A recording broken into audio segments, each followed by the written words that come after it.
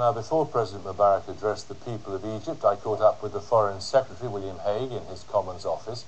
I asked him what the British government wanted to happen now. Well, we need an orderly transition here, and we need one to a broad-based government, and we need one with real and visible change. That means he can't continue in office. Well, let me explain the reason why most Western governments hold back from saying the president should go or whoever should be the president. We do that because things like that have got to be owned by the people of Egypt.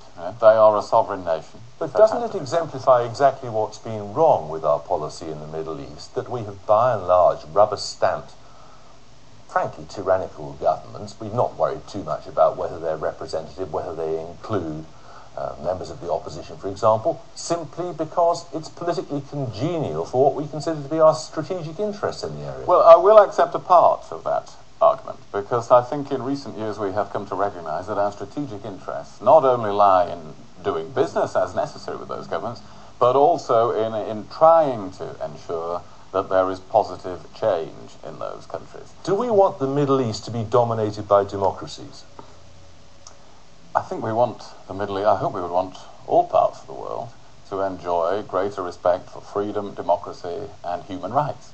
It would be great if the world was not dominated by democracies, because I don't think domination and democracy should go together. Well, Britain is dominated by democracy. I mean, do you want democratic governments throughout the Middle East? Without laying down their precise form of government, because even within Europe we have different forms of democracy. Do we want the Middle East, countries in the Middle East, to move to more flexible, open, democratic political systems? Yes, we do. But let us respect the fact that countries move at different speeds and in different ways to democracy. But isn't that precisely what's wrong with our policy in that part of the world, that we temporise? We do not say we believe in democracy and we wish to see it everywhere.